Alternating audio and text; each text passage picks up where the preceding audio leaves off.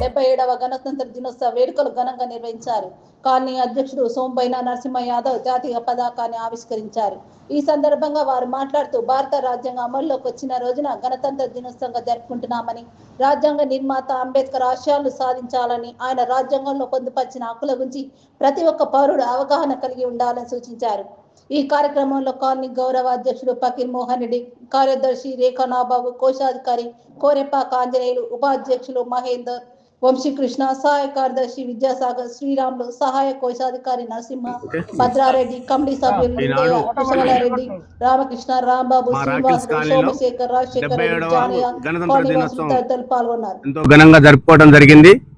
ఇందుకు మా కమిటీ సభ్యులు, కాలనీ వాసులు ప్రతి ఒక్కరు సహకరిస్తున్నందుకు వాళ్ళందరికీ కూడా పేరు పేరున 77వ గణతంత్ర దినోత్సవ శుభాకాంక్షలు తెలియజేస్తూ, వాస్తవానికి మనకు స్వాతంత్రం ఆగస్టు 15కి వచ్చింది. కానీ మన రాజ్యాంగం అమల్లోకి వచ్చి మన పూర్తి స్వాతంత్రం వచ్చిన రోజు ఇది. కాబట్టి మేమందరం కూడా ఈ రాజ్యాంగాన్ని అమల్లోకి వచ్చిన సందర్భంగా మేము జెండావిష్కరణ చేసుకొని మా కాలనీ వాసులకు, శ్రేయోభిలాషులకు, బంధుమిత్రులందరికీ కూడా 77వ గణతంత్ర దినోత్సవ శుభాకాంక్షలు తెలియజేస్తున్నాం.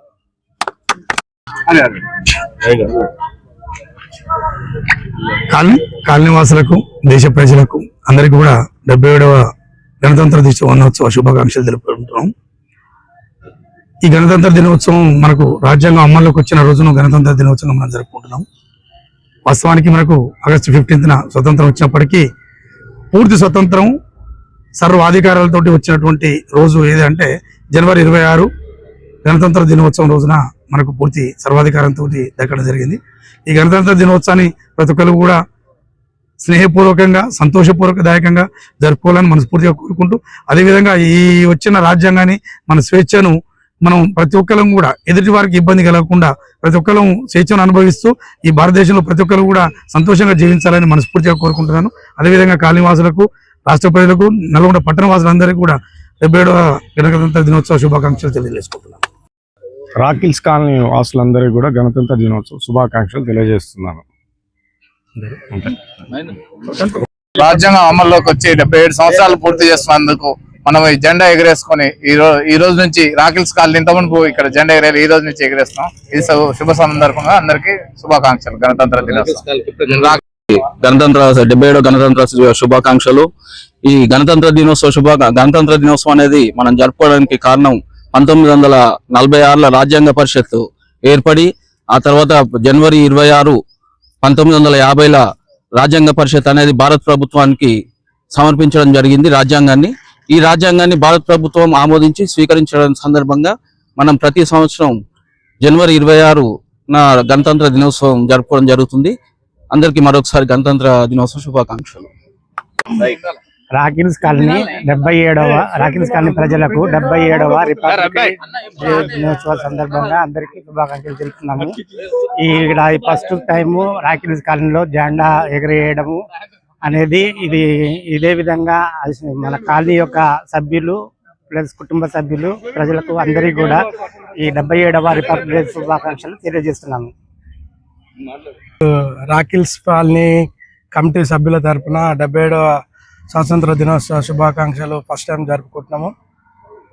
ఈ కాలనీ ఏర్పాటైన తొలిసారి మన సోనబోయిన నరసింహన్న ఆధ్వర్యంలో 77వ స్వాతంత్ర దినోత్సవం చాలా ఘనంగా నిర్వహించుకోవడం జరుగుతుంది. మా కాలనీ వాసుల తరపున పట్టణ ప్రజల తరపున 77వ గణతంత్ర దినోత్సవ శుభాకాంక్షలు తెలియజేస్తున్నాం. రాకిల్స్ కాలనీ ప్రజలందరికీ 77వ గణతంత్ర శుభాకాంక్షలు తెలియజేస్తున్నారు. గణతంత్ర దినోత్సవ శుభాకాంక్షలు. విదేశీ పాలకుల నుంచి విముక్తి పొందిన రోజు ఈ రోజు. స్వేచ్ఛా భారతదేశానికి విముక్తి కలిగిన గణతంత్ర దినోత్సవంగా దేశ ప్రజలకు అందరికీ గణతంత్ర దినోత్సవ శుభాకాంక్షలు ఇస్తున్నాం. ఈ ఆధ్వర్యంలో కమిటీ సభ్యులు, కాలనీ వాసులందరూ పాల్గొన్నందుకు మన అధ్యక్షుని పాలనలో జెండా ఎగరడం వల్ల చాలా ఆనందంగా ఉంది. అందరికీ గణతంత్ర దినోత్సవ శుభాకాంక్షలు.